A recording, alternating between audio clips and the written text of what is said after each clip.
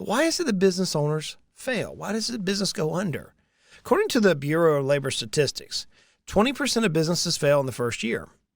30% of businesses fail in the second year, 50 fail after 5 years, and finally there's only about 30% surviving after 10. That's right, 70% of businesses fail, go under, no longer exist. Somebody's dreams dashed against the rock, right? After 10 years. Where are you at in this timeline? Are you 1 year, 2 years, 3 years, 10 years, 20 years, 30 years in business? Why do businesses fail? You know, what's even more amazing is depending on what type of business you're in, you may actually have even a worse ratio. You know, in the financial advisory business, there's only about 30% of financial advisors left after 3 years. That's right, 70% of those individuals who want to be financial advisors don't make it past 3 years. We call it attrition. They're no longer in the business after 3 years. Only 30% survive. If you're a realtor, do you realize there's an annual turnover rate of 88% per year? Yeah, 88% of realtors this year will not be there next year. Wow, that is crazy to me. So why do they fail? Is it really that business ownership is really just this fool's game? Is it really just this pie in the sky? I mean, should we really be business owners? Let's ask that question. You know, we had this grandiose idea that we're going to make lots of money and we're going to work very few hours. We're going to have a team that's going to do everything for us. But in reality, what happens is we work harder than anybody else. And we make oftentimes less money than anybody else in the business. Why does it fail? Number one, most business owners do not have a written business plan. Yes, there I go again. I know I'm all the time talking about a business plan. But most of the people don't have a written business plan. See, I often push people to write out a business plan. It is imperative for me. There's actually a study that I often quote by Dr. Gail Matthews from the Dominican University in California, which says that people who write out their goals have a 70% more likely chance of achieving them. So that's why I want you to write a business plan. So if you don't have a business plan, does that mean that you're automatically going to fail? No. But according to research, if you have something written, you're 70% likely to achieve it. There's also other benefits. You realize with a business plan, you can use it to raise money with potential investors. You aware of that? You can use a business plan to go to the bank and say, hey, Mr. Bank, Mrs. Bank, I need to borrow some money in order to do something strategic within my business. A business plan is there to help you think, to make strong and sound decisions. As you think through the process of writing out the business plan, you can look at your company or the company which you want to launch and start making decisions that are going to affect the outcome versus flying by the seat of your pants. I remember when I was a kid, my dad used to say, son, if you're not careful, you're going to ready, fire, aim. And he would often say, aim small, miss small, aim small, miss small. He said that 1,000 times. And we did everything from shooting a flip, as my grandma called it, or a slingshot, as we would call it today, to a BB gun, to a shotgun, a high-powered rifle, even a pistol, even a bow and arrow, crossbow, anything, even throwing a baseball, a football, aim small, miss small. And having a business plan helps us make sound decisions. We can aim small, and therefore we're not going to miss the mark. Perhaps that's what Dr. Matthews was referring to. It helps us to identify potential weaknesses in our business. We can see as we're thinking critically through the business plan, we can see where we're weak at. And candidly, it communicates to the other stakeholders or shareholders, or for that matter, employees on what you're trying to accomplish. So one of the main reasons why businesses fail is because the owners don't take the time to write a business plan. The second thing that causes businesses to fail is a failure in investigating the market. And I see this all too often, especially with new businesses. In fact, I was just speaking with an inventor last week who was all gung-ho and put a ton of money into creating this new little doodad. And I Googled it and found the same doodad on Amazon already created. And they didn't spend the time to research what was already in the market. So let's say you own a pizza shop, right? Yeah, a pizza palace. Sounds like heaven, I think. Let's say you own a pizza shop and you need to get a little bit of capital to raise a shop. Unfortunately, in your particular town, there is a ton of other pizza shops. Now, If I knew of that town, please go ahead and let me know that I might be moving there because I love pizza. But if you failed to do the research, you might quickly have gone out and borrowed money for an establishment that is not going to be able to penetrate the market. One of the things I love to do as I'm driving down the road is I like to look at closures of businesses. So, for example, I know this one location in Knoxville, Tennessee. For those of you who are in Knoxville, Tennessee, I'm going to name the location. It is east of West Town Mall in Knoxville, Tennessee on Kingston Pike, almost directly across from the Taco Bell and the mattress store, right next to the car wash. There's this little establishment. It's a restaurant establishment. It is awful in terms of location. Horrible location. The entry and exit to this location is terrible. It does have interstate signage. It does have that. But in my almost 18 years of being in living in Knoxville, Tennessee, I have seen that location move into 1,000 different types of businesses, it seems. A lot of different restaurants will start up there. Somebody had a great idea, but they forgot to investigate the market. They forgot to look at it holistically. They maybe saw cheap rent, put all their life savings into creating a new restaurant, and they're no longer in business today. Most recently, there was a really good pizza restaurant. I mean, it was good pizza that just folded because of poor location and not understanding the details around the market. Owning a business is one of the most difficult things we can do. At some point, we've all considered hanging up and selling, but is the saleable value of your business what you think it is? Heritage Business Advisors can help you to maximize your business's value through targeted value growth and exit planning. To learn more, visit heritagebusinessadvisors.com. A third reason why businesses struggle or actually go out of business is because of the financing struggles, the financing obstacles. According to Guidant Financial, 33% of business owners cite cash flow as being the single greatest challenge. Now, the reason for this is included in a number of different things. Number one, very poor cash flow management. They don't know how to manage cash flow. Or they look at the glass half full. Hey, I've got some cash flow coming in. I'm going to spend it all to go take as much money out of the company as possible.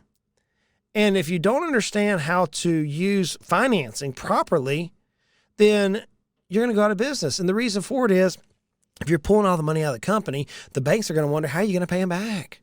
That's what they're after. So if you don't understand financing, how it works properly, then you will not survive business. Number 4 is poor marketing decisions. This is perhaps one of my greatest pet peeves for small business owners. Many times we throw money at a salesperson, and I see it all too often. When's the last time that the favorite book of your town, maybe it's a door-to-door book, maybe it's a catalog, maybe it's a high-end magazine, that somebody's come knocked on your door and say, hey, would you want to advertise? Maybe it's an online marketing plan. Maybe it's a Facebook advertising firm. Inevitably, somebody's going to ask us to advertise. In the old days, I say that in the old days, I remember when it was the phone book. Yes. You millennials, I actually remember the phone book and how we used to try to build the names of the company so we appeared at the very first of that letter in the phone book. Yes, there were marketing strategies around that. But because we don't design a marketing plan, we often go out of business. Now, in today's world, we have to deal with online presence. And so older clients who maybe did not grow up in the generation of which I did, where cell phones were pretty common and computers were pretty common, maybe they don't understand social media. They don't understand. They just think we place a post out there and that's supposedly magically going to bring customers to us. No. Poor marketing and online presence is another reason why businesses fail. This is why a marketing plan is part of the business plan. It's vital to know these things. As small businesses, we felt something last year in COVID. We felt like we had to do something different. And so number 5, a reason why businesses fail is because we fail to innovate. Do you remember the name Blockbuster? Blockbuster. Yeah, I'm not talking about the movie, the movie that just came out as, top of the charts. This is a blockbuster hit. I'm talking about Blockbuster Incorporated. I can remember as a kid driving and getting Little Caesars pizza with my dad and mom, and then going over to Blockbuster Video, going in and picking out our movie for the weekend. And as a family, we would get around the table, and perhaps this is where my love of pizza came from. We'd eat our Little Caesars pizza. In the old days, they used to have 2 pizzas on one piece of cardboard with a piece of paper over the top of it. They didn't have boxes. They had these 2 pizzas with a piece of paper, and if you weren't careful, you set something on top of it, then all the cheese got on top of the pieces of paper. So here we are, me and my brother, scraping off the cheese and pepperoni off the paper of the Little Caesars bag that went over the pizza. Yes, those were the days. But Blockbuster, we would go by and pick up our movie theater, and I want a movie and watch it at home. I love The Jungle Book. I can remember when it was in Blockbuster for the first time. Baloo the Bear, the Bare Necessities, and all that stuff. I love that movie, and I can remember vividly watching that around the TV with my family. But Blockbuster is no longer in existence. Instead, we have Netflix, and we have Disney, and we have Amazon Prime. Why? Because Blockbuster failed to innovate. Are you aware that Blockbuster actually turned down innovation, which led to the success of Netflix?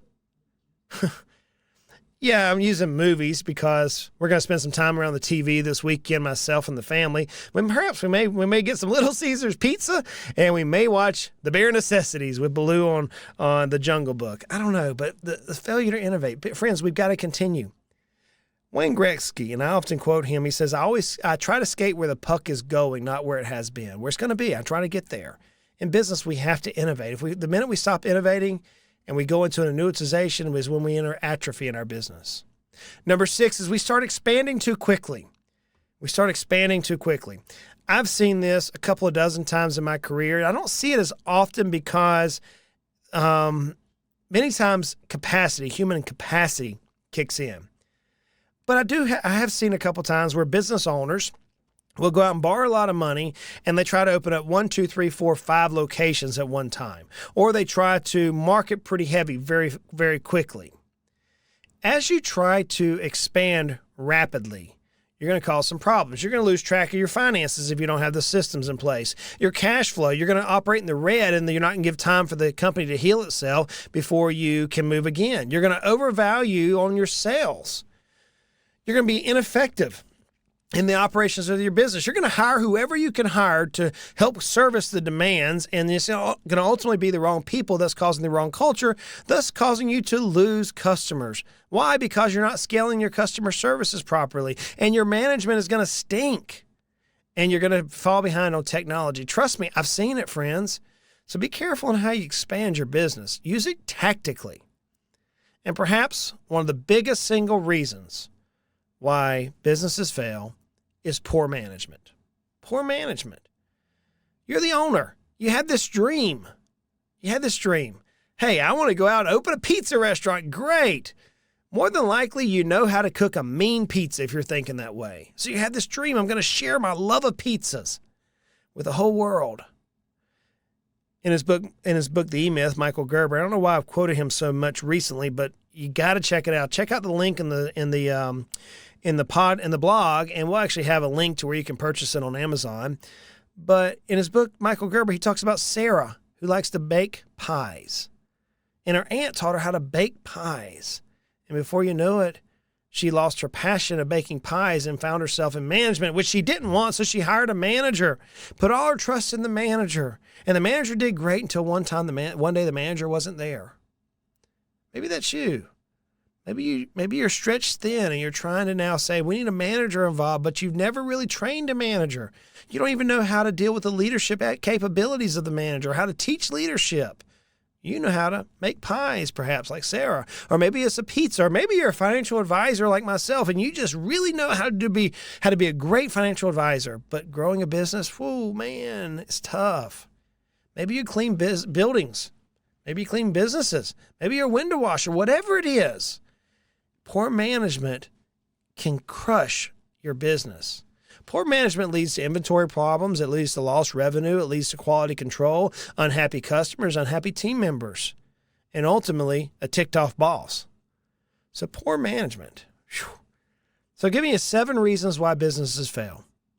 Let me ask you, are any of these causing problems in your business at this point?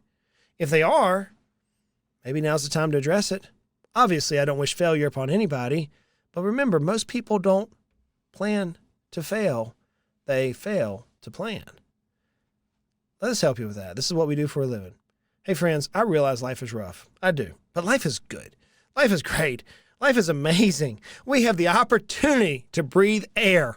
Just that in of itself is amazing to me. And after this podcast, we have the opportunity to go out and get pizza and maybe watch The Jungle Book, whatever the movie is that you prefer. Life is good. And life can be frustrating. It can be. Man, just trusting somebody with management of your company, that can be frustrating and make you go cross-eyed. You go, oh, man, I can't handle this. It'll make you go crazy. It doesn't have to be frustrating. Let's continue to make our lives at least financially simple. Hey, y'all go out and make it a great day.